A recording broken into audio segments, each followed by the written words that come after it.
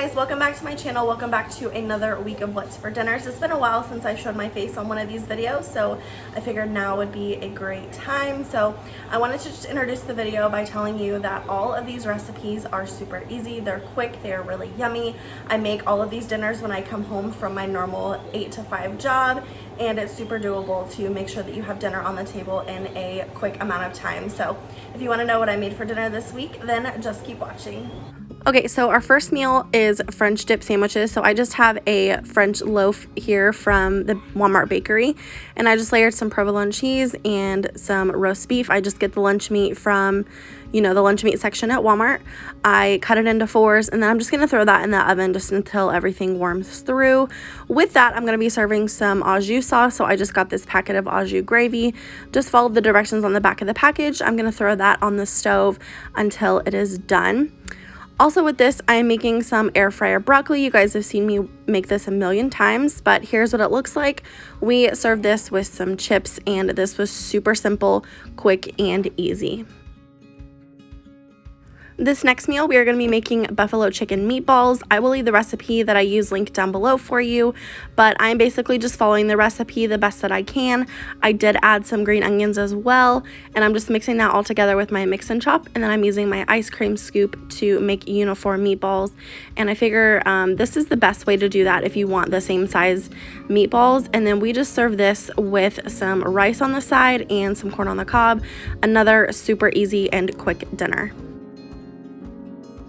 So for the next night, I am just putting together some burgers. I just have about 2.5 pounds here.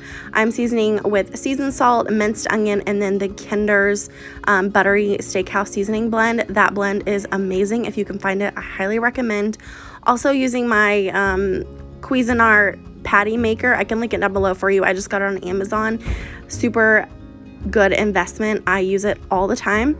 And then again, we just served this with some corn on the cob and a baked potato. Okay, this next recipe was definitely our favorite this week. This is sour cream chicken enchiladas. It is also known as white chicken enchiladas, but basically I have some rotisserie chicken here. I'm just shredding it up even more, and then I've mixed it with some shredded cheese. I'm just rolling that up into some flour tortillas. I think I had 10 here, and it fit in the pan perfectly. So now I'm going to get started on the sauce. So I've got some butter here. I'm just melting that down. And then I have some flour as well that I'm going to cook in there to make sure that the sauce is thickened. And then I'm going to add in some chicken broth. We will bring that to a boil. And then I'm going to add later on some green chilies, sour cream, little by little, just to make sure that the sour cream does not curl.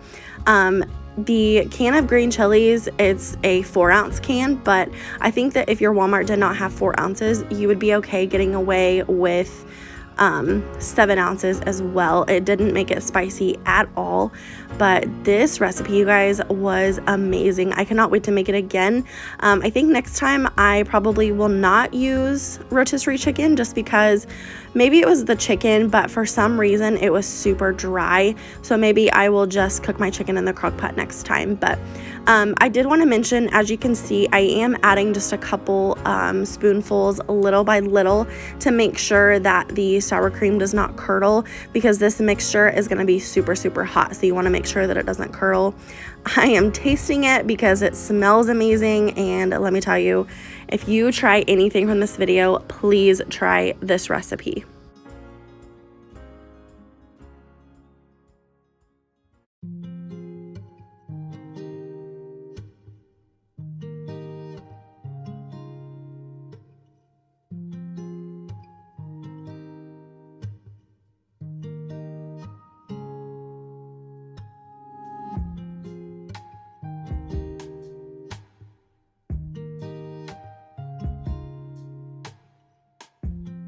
Okay, so now that I have all the sour cream in there, I added a little bit of salt and pepper as well. I'm just gonna dump that entire sauce on top of the tortillas, and I'm gonna throw a little bit of cheese on top, and we are gonna bake this in the oven, I believe at 425 for about 30 minutes, and then we'll take it out, and then I'll throw it on the broiler for just a couple minutes to get the cheese just a little bit brown, and it will be good to go.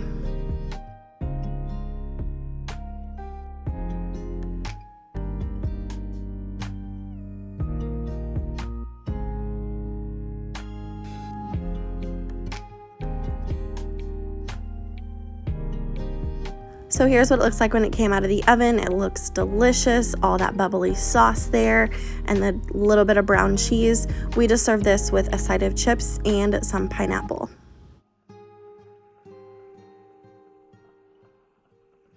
Okay, so this next night I am making some taco stuffed peppers. So I'm just browning up some ground beef here. I've got some onion powder, garlic powder. Actually, I think I used regular garlic this time, and I'm just gonna brown that up until it's done. I also have a block of cheese here. I got my new cheese grater this week. You'll see me struggle, but I am happy to report that I have found a way that I can use it, because I was almost to the point where I was gonna send it back. I could not get it to stick to any surface, and then one of you guys recommended that I stick it to my stove, so that is what I did. And it works so much better for me now. So I am just using this new cheese grater, and I can link it down below for you if you're interested. It is pretty cheap. I mean, for what it is, I think it was a really good investment. Mandy in the Making actually inspired me to get it, and I am so happy that I did.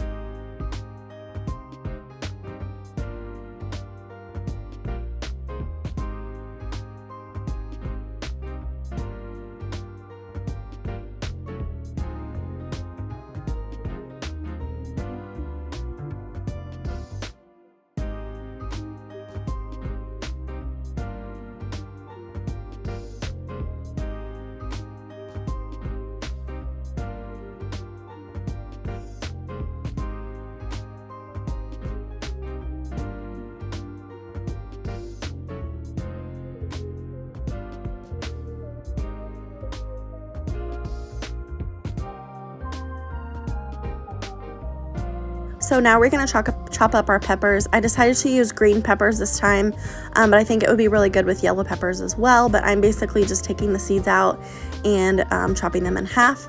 Here I have made some rice. I just used the minute rice, and then I mixed in just a little bit of cheese dip.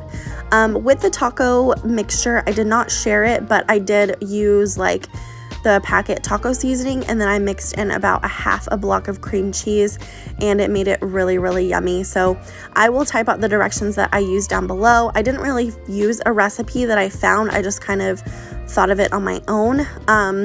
But I am just filling all of the stuffed peppers, and then I'm going to throw them in my air fryer, and I'll leave all the measurements down below for you.